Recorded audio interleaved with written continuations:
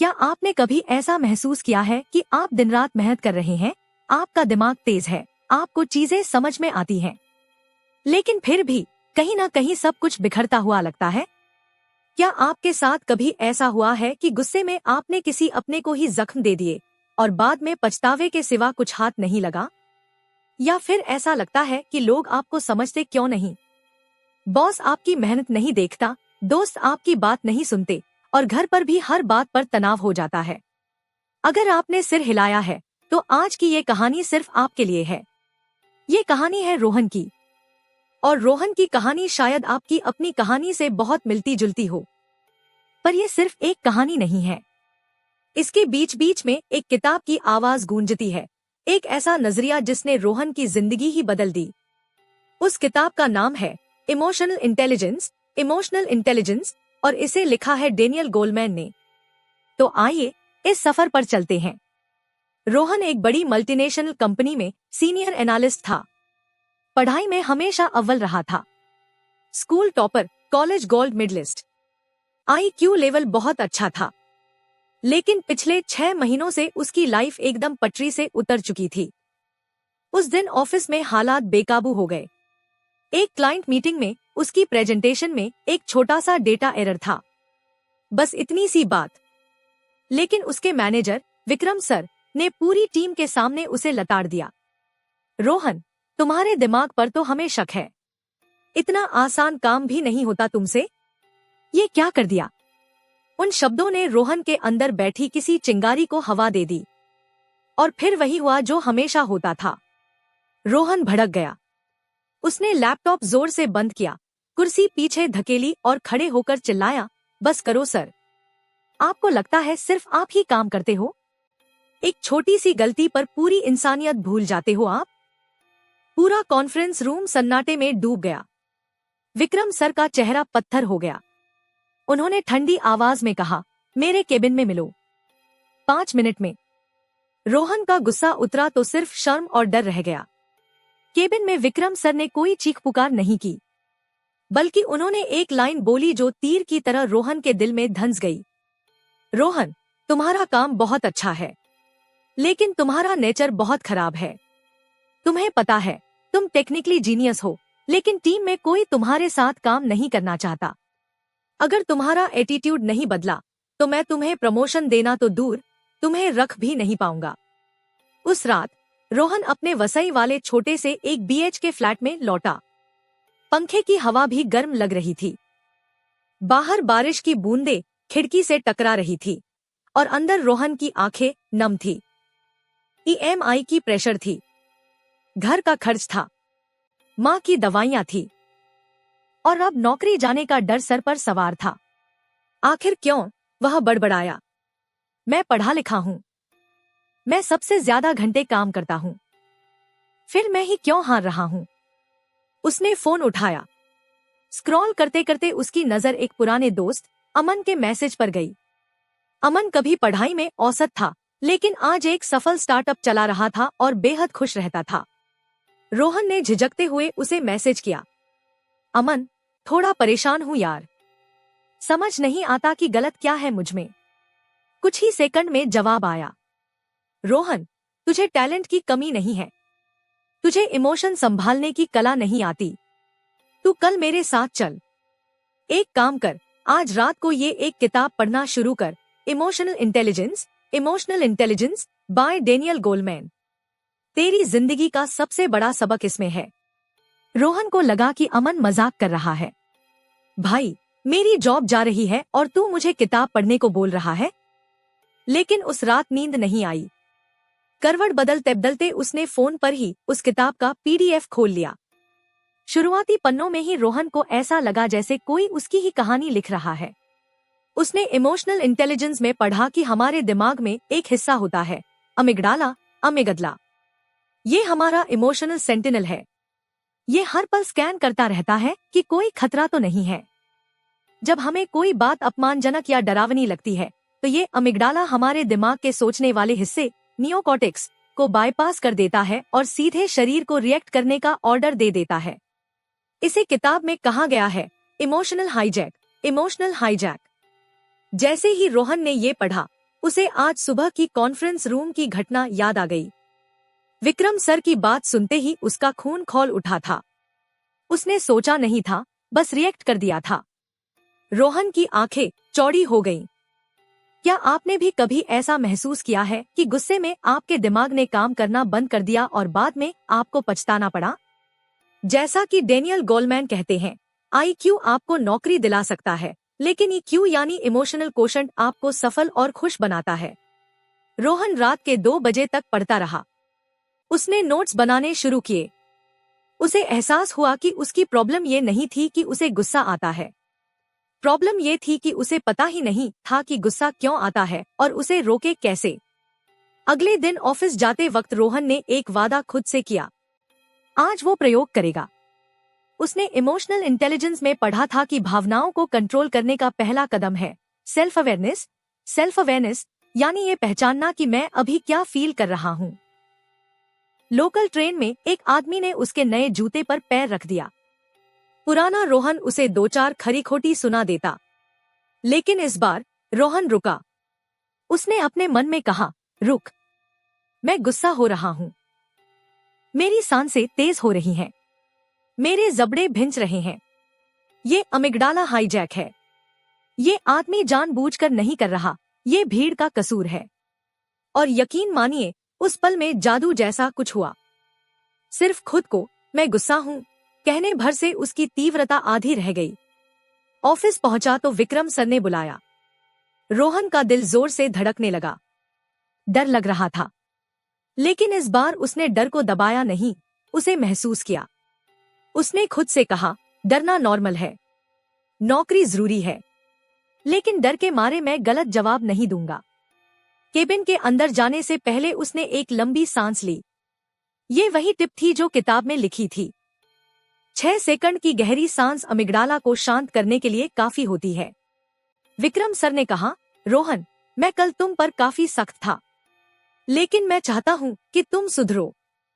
पुराना रोहन या तो बहस करने लगता या गिड़गिड़ाने लगता, लेकिन आज उसने आंखों में आंखें डालकर बिना डिफेंसिव हुए कहा, सर, आप सही कह रहे थे। मेरा रिएक्शन गलत था। मैं आपसे और पूरी टीम से माफी मांगता हूँ। मैं सिर्फ काम नहीं, अपने बर्ताव पर भी काम करूंगा। विक्रम सर के चेहरे के भाव बदल गए। इतना गुस्सा पीने के बाद इतनी शांति से बात करने वाले रोहन को उन्होंने पहली बार देखा था। Good, this is what I wanted to hear. अब जाओ और काम पकड़ो। बाहर निकलकर रोहन को अपनी आंखों पर यकीन नहीं हुआ। इमोशनल इंटेलिजेंस की सिर्फ एक रात की पढ़ाई ने उसकी नौकरी बचा ली थी, लेकिन असली बदलाव तो अभी बाकी था। धीरे धीरे रोहन की जिंदगी में एक अजीब सी स्थिरता आने लगी। वह अब ज्यादा शांत रहता था, लेकिन किताब ने उसे एक और बड़ी चुनौती दी, एम्पथी। एम्पथी किताब में एक लाइन थी जो उसे चुभ गई थी, दूसरों की भावनाओं को पढ़ने में असमर्थता भावनात्मक रूप से बहरे होने के बराबर है। रोहन को याद आया कि वह हमेशा सोचता था कि उसकी पत्नी नेहा हमेशा क्यों शिकायत करती रहती है। वह सोचता था कि वो तो ऑफिस का सारा काम करके आता है, अब घर पर क्यों परेशान करती है। लेकिन उसने कभी ये नहीं पूछा था कि नेहा पूरे दिन अकेले घर में क्या करती है। एक शाम नेहा उदास बैठी थी। खाना बनाने में देर हो गई थी। रोहन के अंदर पुरानी आदत फिर हिलोरे मारने लगी। यार, पूरे दिन क्या है, खाना भी टाइम पर नहीं बनता। लेकिन इस बार उसने अपने होठों को बंद रखा और उस किताब की सीख को याद किया। वह चुपचाप नेहा के पास बैठ गया। उसने पूछा नहीं, बस हाथ उसके कंधे पर रख दिया। थोड़ी देर बाद नेहा ने बताना शुरू किया कि कैसे दिन भर बिजली के बिल, माँ की रिपोर्ट और अकेलेपन ने उसे थका दिया है। रोहन ने सिर्फ सुना, बीच में नहीं टोका, सलाह नहीं दी, बस सुना। उस रात नेहा के चेहरे पर एक हल्की सी मुस्कान थी। रोहन ने इमोशनल इंटेलिजेंस में पढ़ा था कि किसी की बात सुनना भी एक सुपर पावर है। आज उसे उस पावर का एहसास हुआ। महीने बीत गए। रोहन अब टीम का सबसे भरोसेमंद सदस्य बन गया था, लेकिन जिंदगी इम्तिहान लेना नहीं छोड़ती। कंपनी का एक बहुत बड़ा प्रोजेक्ट आया। रोहन को लीड बनाया गया। वो प्रोजेक्ट जिस पर प्रमोशन टिका था, उसने रात दिन एक कर दिया। लेकिन कुछ तकनीकी गड़बड़ियों और मार्केट के उतार चढ़ाव के कारण प्रोजेक्ट बुरी तरह फेल हो गया। कंपनी को भारी नुकसान हुआ। ये रोहन के करियर का सबसे बड़ा फेलियर था। पुराना रोहन इस वक्त या तो किसी और पर दोष मढ़ रहा होता या अवसाद में डूबकर इस्तीफा दे चुका होता। लेकिन उस सुबह जब पूरा ऑफिस सन्न था और सब उसे अजीब नजरों से देख रहे थे, रोहन ने एक अलग रास्ता चुना। उसे याद आया उस किताब की एक लाइन, असली आशावादी ऑप्टिमिस्ट फेलियर को अस्थायी और बदलने योग्य मानते हैं, जबकि निराशावादी पेसिमिस्ट उसे स्थायी और अपनी कमजोरी मानते हैं। रोहन ने विक्रम सर के केबिन में जाकर कहा, सर, प्रोजेक्ट फेल हुआ है। ये सच है और जिम्मेदारी मेरी है। मैंने ये गलतियां की। उसने गिनाई। लेकिन मैं इसे सीख मानकर आगे बढ़ना चाहता हूँ। मैं नुकसान की भरपाई के लिए एक नया प्लान लेकर आया हूँ। विक्रम सर हैरान थे। उन्होंने ऐसे कई लोग देखे थे जो सफलता पर इतराते हैं और फेलियर पर टूट जाते हैं, लेकिन रोहन तो बिल्कुल अलग था। उसने अपनी गलती मानी, भावनात्मक रूप से टूटा नहीं और समाधान पर फोकस किया। ये वही था जिसे इमोशनल इंटेलिजेंस में सेल्फ रेगुलेशन कहते हैं, भावनाओं को सही दिशा देना। 6 महीने बाद रोहन आज वही लोकल ट्रेन पकड़ रहा है। भीड़ उतनी ही है, गर्मी उतनी ही है, लेकिन रोहन के माथे पर अब सिकन नहीं है। उसने इमोशनल इंटेलिजेंस पूरी पढ़ ली थी और उस किताब ने उसे ये सिखाया कि जिंदगी में तूफान आते रहेंगे, लेकिन डूबना या तैरना हमारे इमोशंस की पकड़ पर निर्भर करता है। प्रोजेक्ट फेल होने के बाद उसने जो नई स्ट्रेटेजी बनाई थी वह जबरदस्त हिट रही। न सिर्फ नुकसान की भरपाई हुई, बल्कि कंपनी को रिकॉर्ड मुनाफा हुआ। विक्रम सर ने उसे प्रमोशन दिया, लेकिन रोहन के लिए असली प्रमोशन कुछ और था। वह अब नेहा के साथ बैठकर चाय पीता है, बिना मोबाइल देखे। वह अपनी माँ से फोन पर बात करते वक्त चिढ़ता नहीं, बल्कि उनकी चिंता को समझता है। वह ऑफिस में जूनियर्स पर चिल्लाता नहीं, बल्कि उन्हें समझाता है। एक दिन उसके साथ काम करने वाली एक इंटर्न प्रिया ने उससे पूछा, रोहन सर, आप इतने शांत कैसे रहते हैं? आपको गुस्सा नहीं आता क्या? रोहन मुस्कुराया। उसने अपनी ड्रॉअर से इमोशनल इंटेलिजेंस की थोड़ी पुरानी हो चुकी किताब निकाली और प्रिया की तरफ बढ़ाते हुए बोला, गुस्सा आता है, बहुत आता है, लेकिन इस किताब ने मुझे सिखाया कि गुस्सा होना मेरा स्वभाव नहीं, मेरी आदत थी, और आदतें बदली जा सकती हैं। अब सवाल यह है कि हम रोहन की इस कहानी से और उस किताब के सार से क्या सीखें। रोहन ने अपनी डायरी में 5 बातें लिखी थी, और ये 5 बातें आपकी जिंदगी भी बदल सकती हैं। लेकिन ये कोई भाषण नहीं है, ये रोहन के अनुभव हैं। पहला सबक, 6 सेकंड का नियम। जब भी आपका खून खौले या दिल घबराए तो रुक जाइए। सिर्फ 6 सेकंड के लिए गहरी सांस लीजिए। रोहन ने जाना कि इन 6 सेकंड में दिमाग का तर्क वाला हिस्सा वापस चालू हो जाता है। आप रिएक्ट करने की बजाय रिस्पॉन्ड करने लगते हैं। दूसरा सबक, इमोशन को नाम दो। गुस्सा, डर, चिढ़, ईर्ष्या, इसे पहचानो। रोहन ने कहा, जब मैंने ये कहना सीखा कि मैं गुस्से में हूँ, तो गुस्से का जिन्न बोतल में कैद होने लगा। तीसरा सबक, एम्पैथी मतलब सुनना। रोहन ने महसूस किया कि लोगों को समाधान नहीं, साथ चाहिए। अगली बार जब कोई अपना आपसे बात करे तो फोन रख दीजिए और उनकी आंखों में देखिए।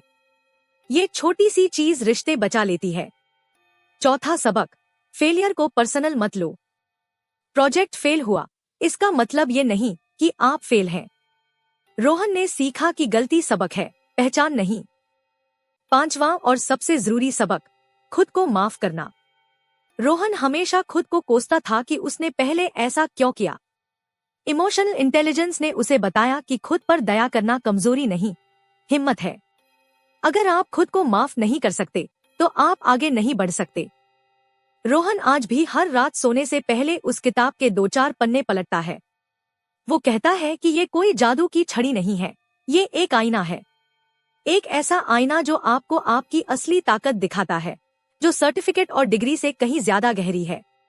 तो दोस्तों, रोहन की कहानी यहीं खत्म होती है, लेकिन अब बारी आपकी है। क्या आप उस अमिगडाला हाईजैक को रोक पाएंगे? क्या आप अपने गुस्से से दोस्ती कर पाएंगे? क्या आप अपने IQ के साथ साथ अपने EQ को भी मजबूत करेंगे? अगर इस कहानी ने आपको एक पल के लिए भी सोचने पर मजबूर कर दिया, तो इस वीडियो को लाइक करना मत भूलिएगा। ये बटन दबाना आपकी इमोशनल इंटेलिजेंस को सलाम करने जैसा है। और अगर आप ऐसी ही किताबों की कहानियों के जरिए अपनी जिंदगी बदलना चाहते हैं, तो अभी चैनल को सब्सक्राइब कर लीजिए और पास वाली घंटी दबा दीजिए, ताकि जब भी हम कोई नई कहानी लेकर आएं, सबसे पहले आप तक पहुंचे। याद रखिए, दिमाग की बत्ती तभी जलती है जब दिल की तारें जुड़ी हों। मिलते हैं अगली कहानी में। तब तक के लिए खुश रहिए और अपनी भावनाओं के मालिक बनिए, गुलाम नहीं।